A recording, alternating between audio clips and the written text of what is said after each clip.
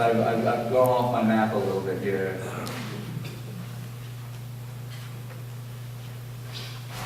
In the late 80s and early 90s, a new talent and a new look at our world burst upon the scene.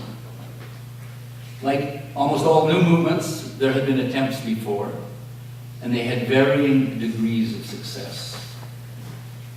But this was a theatrical supernova.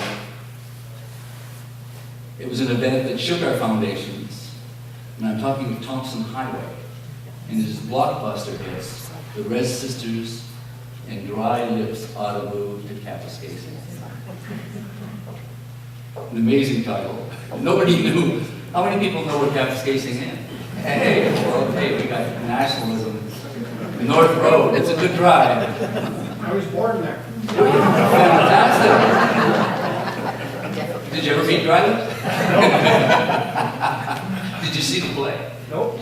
Ah, you know what it's about? Nope. Okay. You're about to tell us. I am about to tell you right now. Okay, so this is an extraordinary play about First Nations life on an imaginary reserve, which is actually built on a real reserve on Manitoulin Island called Wemicom.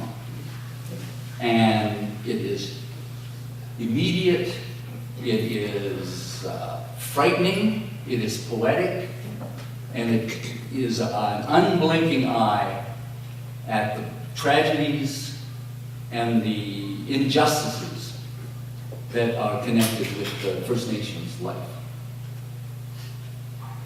It started in a small, well actually it started, if I remember right, in the small theater attached to the church of, a Baptist church where we did the Baby Blues show. And with the Res Sisters. And it just caught like fire. And within a year or two, the Murdishes had picked up and put on their subscription, which is the trophy of North America. No other place in North America do you have over 20,000 people going to that many shows in a season.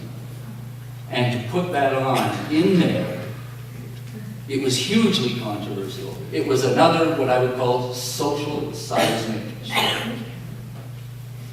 People were rushing in, other people were storming out, and they were just exchanging tickets as they were going. Where were you sitting? Oh, okay, thank you. That's terrible. Oh, I want to go. Thank you. No, it was fantastic, it was exciting, and it shook us. And you, the good legislators, what happened? It has, in a sense, been absorbed into the society. There is now a theater company in Toronto, run by First Nations people, putting on shows every year. And I can't imagine any of the dialogue about the country going on without a stronger need to include a dialogue about First Nations. I can't imagine our Prime Minister having made the apology he made a few years ago without the theatrical witnessing, if you like, of these events that was made by Thompson Highway's players. It was an exceptional, it was an exciting thing. And who was there again? You guys. The unacknowledged legislators of our time. Very, very interesting. Okay, we cut to another seismic moment. It's the late 80s. A theater company that used to do great stuff and had a wonderful building had run its time. The building was in disrepair, falling apart. It was about to be picked up by developers. And Barbara Hall, Mayor Barbara Hall, said, I think we own that building and that space. Maybe we should try and hang on to it.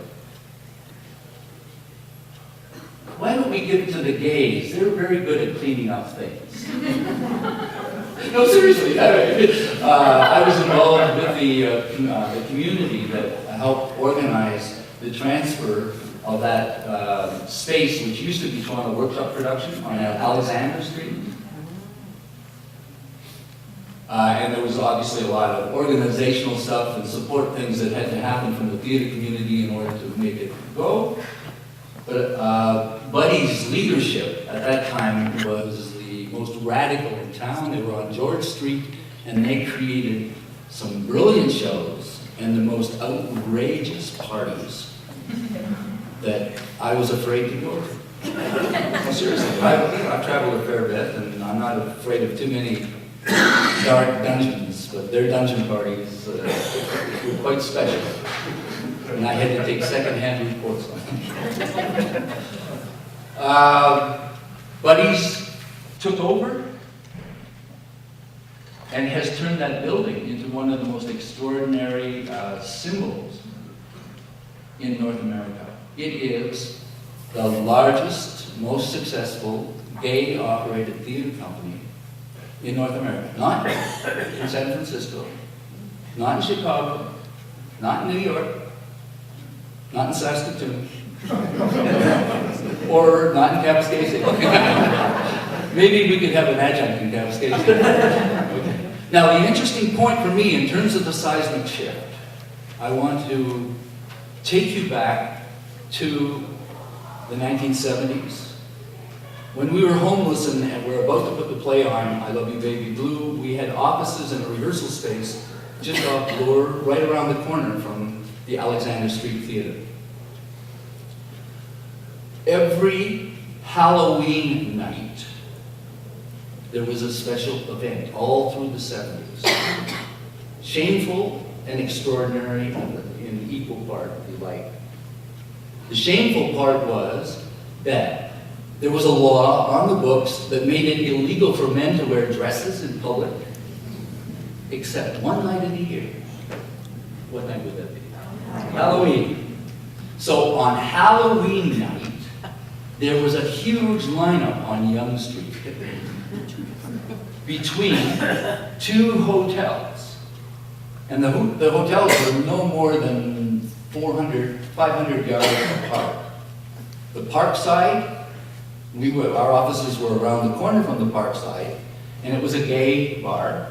And actually, the interesting part for me in that gay bar, because we didn't have enough spaces for our meetings, so I often had my meetings in the Parkside bar, was that it was a home not only of gays, but of mute gays. Couldn't hear. And so they were communicating with their gestures. You were very brought into the flirtation and the romances that were going on in this gay bar at the Parkside.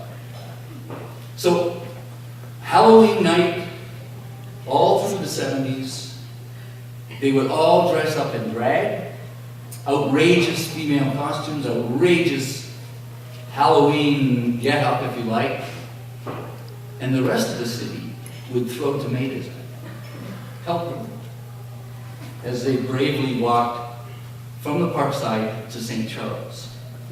Down the very street where William Lyon Mackenzie led his rebels.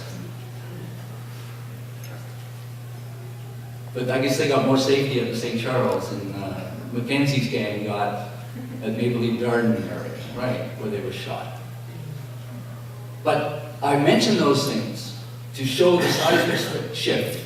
The very corner, the very place, Alexander Street is right on that walk. It's right, actually, I think the St. Charles is right, there's a kind of clock tower there on Yonge Street. And that St. Charles thing is right there. And obviously now, only Mayor Ford seems to want to remember this kind of circumstance. And a wiser and more absorbent community has made its seismic shift, its cultural shift. And I think there will be nobody here who would question that it's a much more vibrant cultural community and social community because of these elements that have been brought in